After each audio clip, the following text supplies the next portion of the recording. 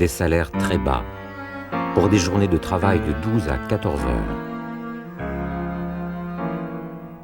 Des salaires dérisoires pour des enfants de moins de 10 ans, peinant plus de 10 heures par jour ou par nuit, une exploitation sauvage de la main-d'œuvre féminine, aucune règle d'hygiène, aucune règle de sécurité, aucune réglementation du travail, aucune protection sociale. Telle était la situation des travailleurs il y a un siècle. 1er mai 1888 à Chicago, grève chez McCormick. 3 mai, assassinat par la police de 6 travailleurs. 4 mai, une bombe explose, des policiers tirent, plusieurs dizaines de tués.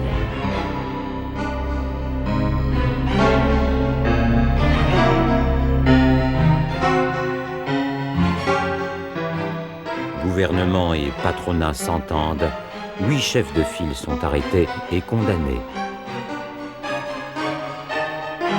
4 d'entre eux seront pendus sans que la moindre preuve de leur culpabilité soit établie.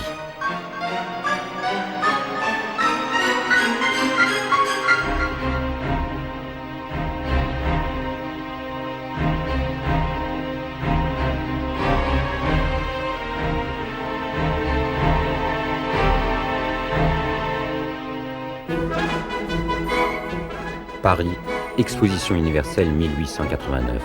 Riches et puissants sont invités à admirer les œuvres des travailleurs maintenus dans la misère. Le 20 juillet 1889, le congrès constitutif de la Deuxième Internationale déclare que désormais, le 1er mai sera jour de lutte pour les travailleurs du monde entier. Lutte pour la journée des 8 heures, lutte pour une législation internationale du travail.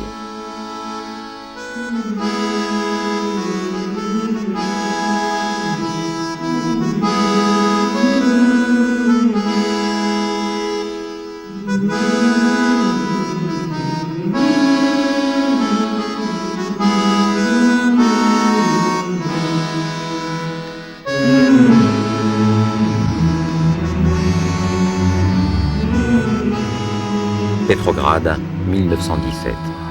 Le 1er mai s'élève à une nouvelle dimension historique. 5 mois plus tard, le pouvoir des soviets triomphe en Russie. Une page de l'histoire de l'Europe et du monde est tournée.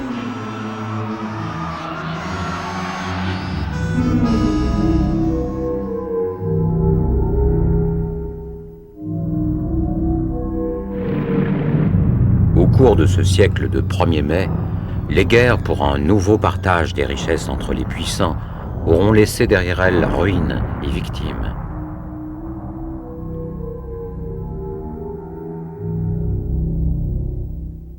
Au cours de ce siècle de 1er mai, les périodes de paix par la course au profit sans scrupules auront laissé derrière elles ruines et victimes. Le capital vit de destruction et de mort. Il n'a jamais pu ni voulu faire prospérer une région sans créer d'un même mouvement des régions mortes, vouées au chômage des aînés, au manque d'espoir des jeunes.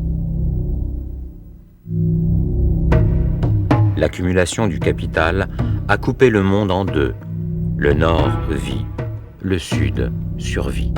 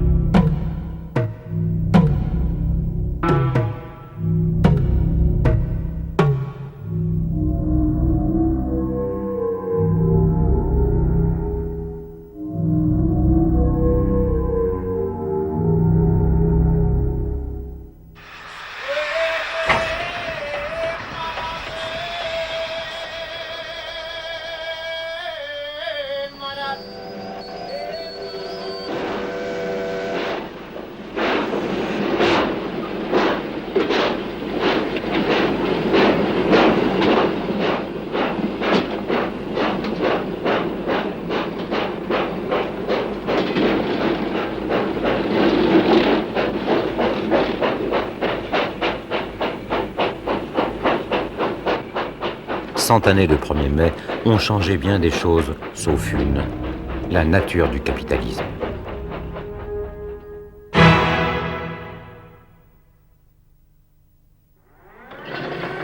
Symbole parfait de ceux qui vivent de destruction et de mort, le clan des Krupp en Allemagne. À la fin du 19e siècle, 9000 travailleurs répartis sur 300 hectares vendent leurs bras et leur savoir-faire aux Krupp, les rois du canon. En 1912, Friedrich Krupp contrôle un empire de 90 000 travailleurs.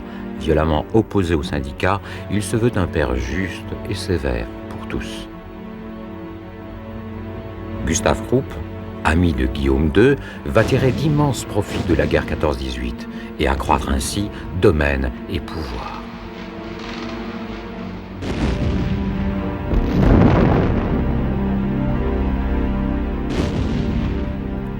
L'appât du gain ne détruit pas tout sentiment. La plus belle pièce, la plus efficace à semer la mort, s'appellera Bertha, comme la femme de Gustav Krupp.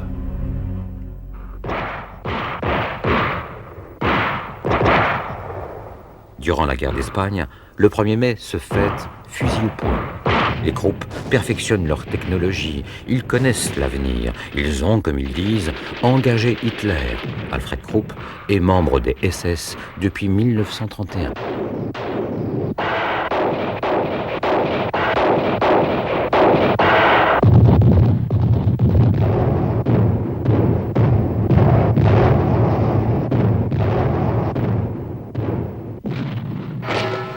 Le pacte signé avec les nazis, les Krupp vont en profiter. Des centaines de milliers de prisonniers vont sortir des camps pour travailler chez Krupp. Ils y connaîtront l'extermination par le travail, selon la formule de Gustav Krupp.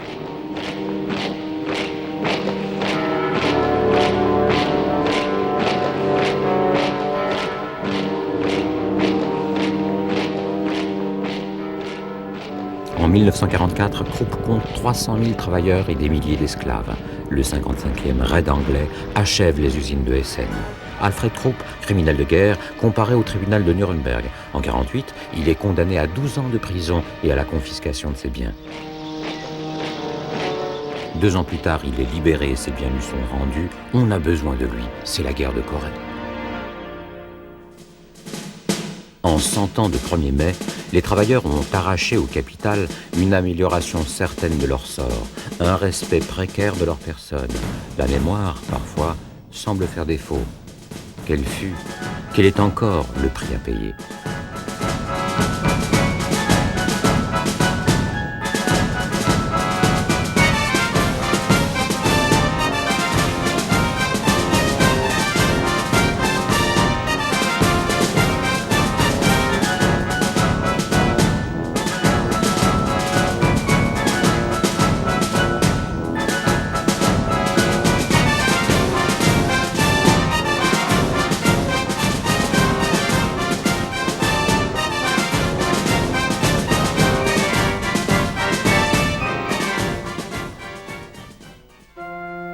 En 1953, Krupp est redevenu le maître de la roue.